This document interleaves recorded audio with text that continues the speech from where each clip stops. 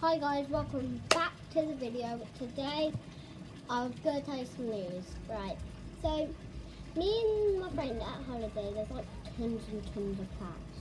And we just opened like a little cat restaurant over there. There's like, we put loads of food from like a restaurant outside.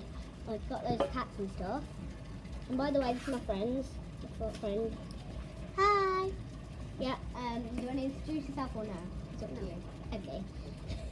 So we made a little cat restaurant over there. It was really cool. And then I thought let's build like a little cat hotel. So if you guys know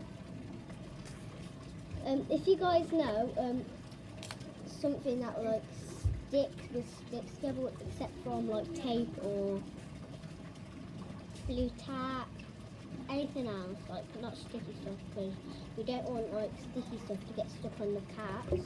So we're going to try and find something. Can I show them what we're using for the entertainment?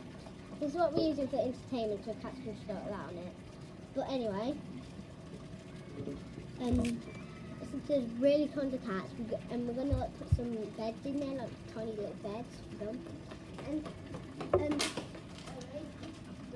I'll be going to like do something with it. I don't know. Some little beds and stuff.